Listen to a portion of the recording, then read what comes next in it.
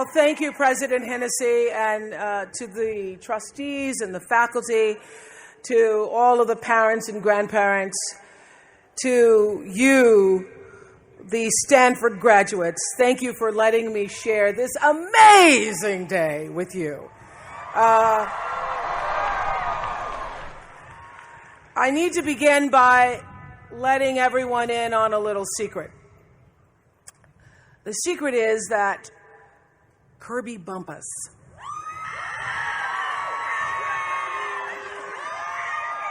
Stanford class of '08 is my goddaughter.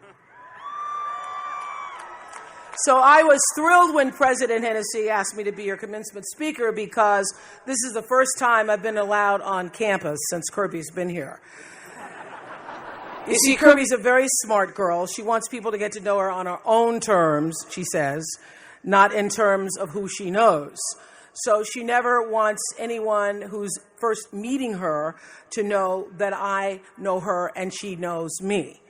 So when she first came to Stanford for new student orientation with her mom, I hear that they arrived and everybody was so welcoming, and somebody came up to Kirby and they said, "Oh my God, that's Gayle King," because a lot of people know Gayle King is my BFF. And so somebody comes up to Kirby and they say, "Oh my God, is that Gayle King?" And Kirby's like, "Uh-huh, she's my mom." And so the person says, "Oh my God, does it mean like you know Oprah Winfrey?" And Kirby says, "Sort of." I said, "Sort of? You sort of know me?" Well, I have photographic proof. I have pictures, which I can email to you all, of Kirby riding horsey with me on all fours. So I more than sort of know Kirby Bumpus. And I'm so happy to be here. Just happy that I finally, after 4 years, get to see her room. There's really nowhere else I'd rather be because I'm so proud of Kirby, who graduates today with 2 degrees, one in human bio and the other in psychology. Love you, Kirby Cakes. That's how well I know her. I can call her Cakes. And so proud of her mother and father who helped her get through this time, and her brother Will. I really had nothing to do with her graduating from Stanford, but every time anybody's asked me in the past couple of weeks what I was doing, I'd say, "I'm getting ready to go to Stanford." I just love saying Stanford. Because the truth is, I know I would have never gotten my degree at all because I didn't go to Stanford. I went to Tennessee State University, but I never would have gotten my diploma at all, because I was supposed to graduate back in 1975, but I was short one credit. And I figured I'm going to just forget it because, I'm not going to march with my class, because by that point I was already on television. I'd been in television since I was 19 and a sophomore. Granted, I was the only television anchor person that had an 11 o'clock curfew doing the 10 o'clock news. Seriously, my dad was like, "Well, that news is over 10:30, be home by 11. But that didn't matter to me because I was earning a living. I was on my way. So I thought, I'm going to let this college thing go, and I only had 1 credit. But my father, from that time on, and for years after, was always on my case because I did not graduate. He'd say, "Oprah Gayle," that's my middle name, "I don't know what you're going to do without that degree." And I'd say, "But Dad, I have my own television show." And he'd say, "Well, I still don't know what you're going to do without that degree." And I'd say, "But Dad, now I'm a talk show host." He'd say, "I don't know how you're going to get another job without that degree." So in 1987, Tennessee State University invited me back to speak at their commencement. By then, I had my own show, was nationally syndicated. I'd made a movie, had been nominated for an Oscar, and founded my company, Harpo. But I told them, I cannot come and give a speech unless I can earn 1 more credit, because my dad's still saying, I'm not going to get anywhere without that degree. So I finished my coursework, I turned in my final paper, and I got the degree. And my dad was very proud, and I know that if anything happens, that one credit will be my salvation. But I also know why my dad was insisting on that diploma, because as B.B. King put it, the beautiful thing about learning is that nobody can take that away from you. And learning is really, in the broadest sense, what I really want to talk about today, because your education, of course, isn't ending here. In many ways, it's only just begun. The world has so many lessons to teach you. I consider the world, this earth, to be like a school, and our life, the classrooms. And sometimes here in this planet Earth school, the lessons often come dressed up as detours or roadblocks, and sometimes as full-blown crises. And the secret I've learned to getting ahead is being open to the lessons from the grandest universe of all, that is the universe itself. It's being able to walk through life eager and open to self-improvement and that which is going to best help you evolve, because that's really why we're here, to evolve as human beings. So, to grow into being more of ourselves, always moving to the next level of understanding, the next level of compassion and growth. I think one of the greatest compliments I've ever received, I interviewed with a reporter when I was first starting out in Chicago, and then many years later I saw the same reporter, and she said to me, "You know what? You really haven't changed. You've just become more of yourself." And that is really what we're all trying to do, become more of ourselves. And I believe that there is a lesson in almost everything that you do in every experience. And getting the lesson is how you move forward. It's how you enrich your spirit. And trust me, I know that inner wisdom is more precious than wealth. The more you spend it, the more you gain. So today, I just want to share a few lessons, meaning 3, that I've learned in my journey so far. And aren't you glad? Don't you hate it when somebody says, "I'm going to share a few," and it's 10 lessons later? And you're like, "Listen, this is my graduation. This is not about you." So it's only going to be 3. The 3 lessons that have had the greatest impact on my life have to do with feelings, with failure, and with finding happiness. A year after I left college, I was given the opportunity to co-anchor the 6 o'clock news in Baltimore, because the whole goal in the media at the time I was coming up was that you try to move to larger markets, and Baltimore was a much larger market than Nashville. So getting the 6 o'clock news co-anchor job at 22 was such a big deal. It felt like the biggest deal in the world at the time. And I was so proud, because I was finally going to have my chance to be like Barbara Walters, which is who I've been trying to emulate since the start of my TV career. So I was 22 years old, making $22,000 a year. And it's where I met my best friend, Gail, who was an intern at the same TV station. And once we became friends, we'd say, "Oh my God, I can't believe it. You're making $22,000 and you're only 22. Imagine when you're 40 and you're making 40. When I turned 40, I was so glad that didn't happen. So here I am, 22, making $22,000 a year. And yet it didn't feel right. It didn't feel right. The first sign, as President Hennessy was saying, was when they tried to change my name. The news director said to me at the time, "Nobody's going to remember Oprah, so we want to change your name. We've come up with a name we think that people will remember and people will like. It's a friendly name. Susie."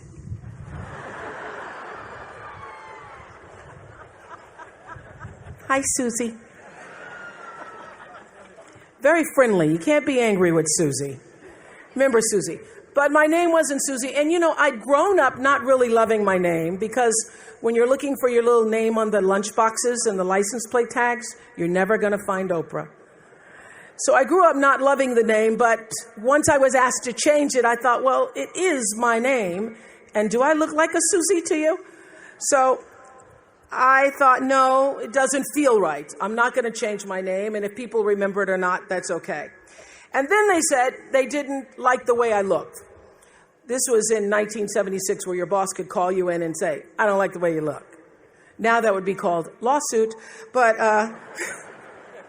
back then they could just say, I don't like the way you look, which, in case some of you in the back, if you can't tell, is nothing like Barbara Walters. So they sent me to a salon where they gave me a perm, and after a few days, all my hair fell out, and I had to shave my head. And then they really didn't like the way I looked, because now I am black and bald and sitting on TV. Not a pretty picture.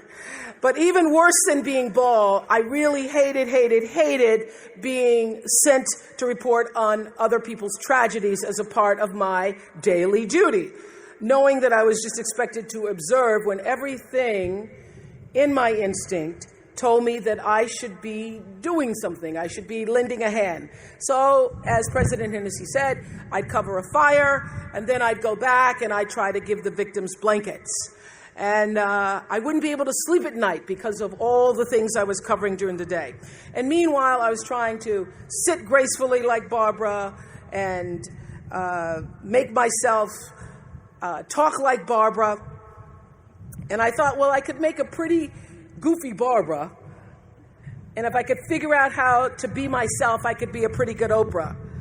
I was trying to sound elegant like Barbara. And sometimes I didn't read my copy because something inside me said, this should be spontaneous. It should be spontaneous. So I wanted to get the news as I was giving it to the people. So sometimes I wouldn't read my copy and it'd be like 6 people in a pileup on I-40. Oh my goodness. Sometimes I wouldn't read the copy and because I wanted to be spontaneous, and I'd come across a list of words I didn't know and mispronounce. And one day I was reading copy and I called Canada, Canada. And I did just that. I cracked myself up on the air. And I decided this Barbara thing's not going too well. I should try being myself. But at the same time, my dad was saying, Oprah Gail, this is the opportunity of a lifetime. You better keep that job. And my boss was saying, this is the nightly news. You're an anchor, not a social worker. Just do your job. So I was juggling these messages of expectation and obligation and feeling really miserable with myself. I'd go home at night and fill up my journals, because I've kept a journal since I was 15, so I now have volumes of journals. So I'd go home at night and fill up my journals about how miserable I was and frustrated, and then I'd eat my anxiety. That's where I learned that habit. And after 8 months, I lost that job. They said I was too emotional. I was too much. But since they didn't want to pay out the contract, they put me on a talk show in Baltimore. And the moment I sat down on that show, the moment I did, I felt like I'd come home. I realized that TV could be more than just a playground, but a platform for service, for helping other people live their lives. And the moment I sat down doing that talk show, it felt like breathing. It felt right. And that's where everything that followed for me began. And I got that lesson. When you're doing the work you're meant to do, it feels right. And every day is a bonus, regardless of what you're getting paid. It's true. And how do you know when you're doing something right? How do you know that? It feels so. What I know now is that feelings are really your GPS system for life. When you're supposed to do something or not supposed to do something, your emotional guidance system lets you know. The trick is to learn to check your ego at the door and start checking your gut instead. Every right decision I've made, every right decision I've ever made has come from my gut. And every wrong decision I've ever made was a result of me not listening to the greater voice of myself. If it doesn't feel right, don't do it. That's the lesson. And that lesson alone will save you, my friends, a lot of grief. Even doubt means don't. This is what I've learned. There are many times when you don't know what to do. When you don't know what to do, get still. Get very still until you do know what to do. And when you do get still and let your internal motivation be the driver, not only will your personal life improve, but you will gain a competitive edge in the working world as well. Because as Daniel Pink writes in his bestseller, A Whole New Mind, he says we're entering a whole new age, and he calls it the conceptual age, where traits that set people apart today are going to come from our hearts, right brain, as well as our heads.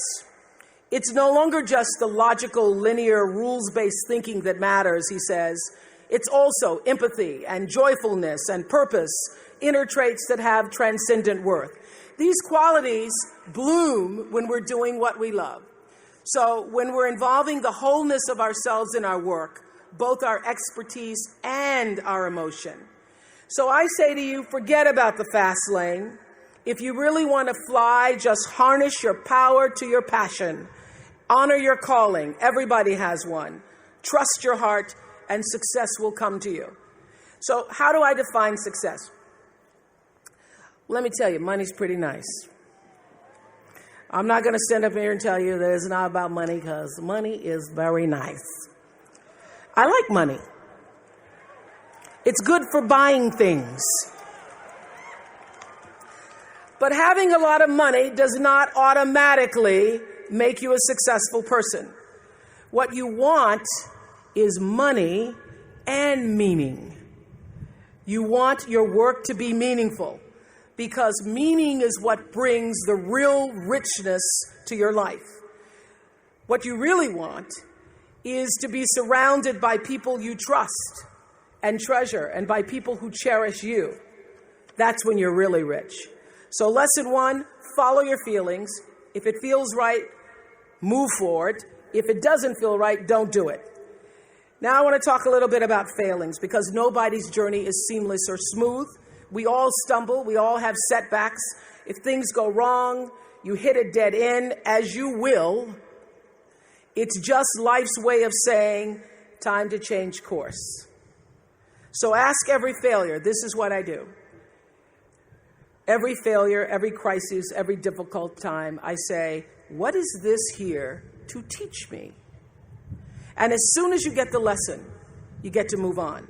If you really get the lesson, you pass and you don't have to repeat the class. If you don't get the lesson, it shows up wearing another pair of pants or skirt to give you some remedial work. And what I found is that difficulties come when you don't pay attention to life's whisper, because life always whispers to you first. And if you ignore the whisper, sooner or later, you'll get a scream. Whatever you resist persists, but if you ask the right question, not why is this happening, but what is this here to teach me? What is this here to teach me? It puts you in the place and space to get the lesson you need. My friend Eckhart Tolle, who's written this wonderful book called A New Earth, it's all about letting the awareness of who you are stimulate everything that you do. He puts it like this. He says, don't react against a bad situation, merge with that situation instead, and the solution will arise from the challenge. Because surrendering yourself doesn't mean giving up, it means acting with responsibility. Okay, many of you know that, as President Hennessy said, I started this school in Africa. And I founded the school where I'm trying to give South African girls a shot at a future like yours, Stanford. And I spent 5 years making sure that school would be as beautiful as the students. I wanted every girl to feel her worth reflected in her surroundings. So I checked every blueprint. I picked every pillow. I was looking at the grout in between the bricks. I knew every thread count of the sheets. I chose every girl from the villages, from 9 provinces, and yet, last fall, I was faced with a crisis I'd never anticipated. I was told that one of the dorm matrons was suspected of sexual abuse. Well, that was, as you can imagine, devastating news. First, I cried. Actually, I sobbed for about a half an hour. And then I said, let's get to it. That's all you get, is a half an hour. You need to focus on the now, what you need to do now. So I contacted a child trauma specialist. I put together a team of investigators. I made sure the girls had counseling and support. And Gail and I got on a plane and flew to South Africa. And the whole time I kept asking that question, what is this here to teach me? And as difficult as that experience has been, I got a lot of lessons. I understand now the mistakes I made because I had been paying attention to all of the wrong things. I built that school from the outside in, when what really mattered was the inside out. So it's a lesson that applies to all of our lives as a whole. What matters most is what's inside. What matters most is the sense of integrity, of quality, and beauty. I got that lesson. And what I know is that the girls came away with something too. They've emerged from this more resilient and knowing that their voices have power.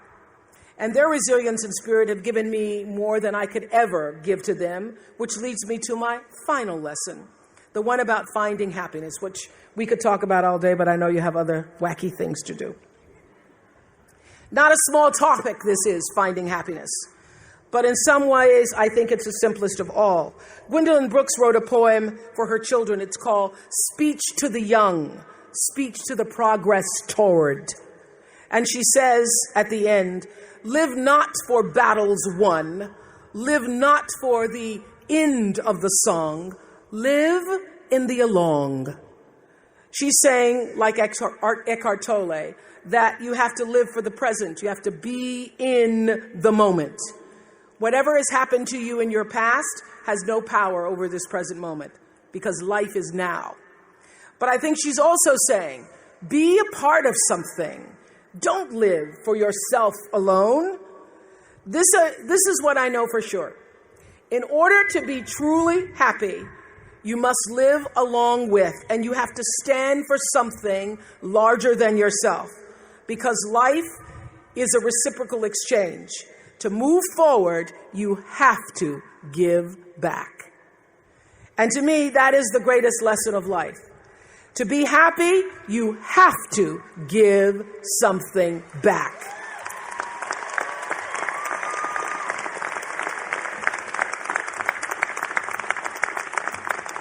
I know you know that because that's a lesson that's woven into the very fabric of this university. It's a lesson that Jane and Leland Stanford got and one they bequeathed to you. Because all of you know the story of how this great school came to be, how the Stanfords lost their only child to typhoid at the age of 15. They had every right and they had every reason to turn their backs against the world at that time, but instead they channeled their grief and their pain into an act of grace.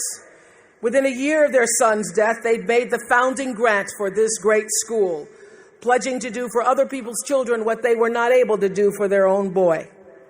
The lesson here is clear, and that is, if you're hurting, you need to help somebody else ease their hurt. If you're in pain, help somebody else's pain. And when you're in a mess, you get yourself out of the mess, helping somebody out of theirs. And in the process, you get to become a member of what I call the greatest fellowship of all, the sorority of compassion and the fraternity of service. The Stanfords had suffered the worst thing any mom and dad can ever endure, yet they understood that helping others is the way we help ourselves. And this wisdom is increasingly supported by scientific and sociological research. It's no longer just woo-woo soft skills talk. There's actually a helper's high, a spiritual surge you gain from serving others. So if you want to feel good, you have to go out and do some good. But when you do good, I hope you strive for more than just the good feeling that service provides, because I know this for sure, that doing good actually makes you better. So whatever field you choose, if you operate from the paradigm of service, I know your life will have more value and you will be happy. I was always happy doing my talk show, but that happiness reached a depth of fulfillment, of joy that I really can't describe to you or measure when I stopped just being on TV and looking at TV as a job and decided to use television, to use it and not have it use me, to use it as a platform to serve my viewers. That alone changed the trajectory of my success. So I know this, that whether you're an actor, you offer your talent in the way that most inspires art. If you're an anatomist, you look at your gift as knowledge and service to healing. Whether you've been called, as so many of you here today, getting doctorates and other degrees, to the profession of business, law, engineering, humanities, science, medicine, if you choose to offer your skills and talent in service, when you choose the paradigm of service, looking at your life through that paradigm, it turns everything you do from a job into a gift. And I know you haven't spent all this time at Stanford just to go out and get a job. So you've been enriched in countless ways. There's no better way to make your mark on the world than to share that abundance with others. My constant prayer for myself is to be used in service for the greater good. So let me end with one of my favorite quotes from Martin Luther King. Dr. King said, "Not everybody can be famous." And I don't know if everybody today seems to want to be famous, but fame is a trip. People follow you to the bathroom, listen to you pee. It's just try to pee quietly. It doesn't matter. They come out and say, "Oh my God, it's you peed." Oh.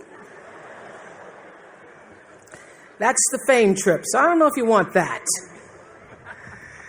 So Dr. King said, not everybody can be famous, but everybody can be great because greatness is determined by service.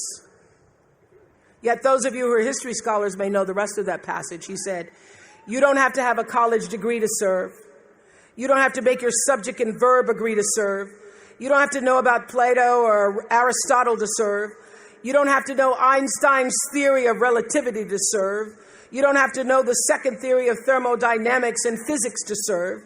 You only need a heart full of grace and a soul generated by love. In a few moments, you'll all be officially Stanford grads. Oh, wait. You have the heart and the smarts to go with it. And it's up to you to decide, really, where will you now use those gifts? You've got the diploma, so go out and get the lessons, because I know great things are sure to come. You know, I've always believed that everything is better than when you share it. So before I go, I wanted to share a graduation gift with you. Underneath your seats, you'll find two of my favorite books. Eckhart Tolle's A New Earth, which is my current book club selection. Our New Earth webcast has been downloaded 30 million times with that book. And Daniel Peek's A Whole New Mind, Why Right-Brainers Will Rule the Future, has reassured me I'm moving in the right direction. I really wanted to give you cards, but I just couldn't pull that off. Congratulations. Oh, wait. Oh, wait.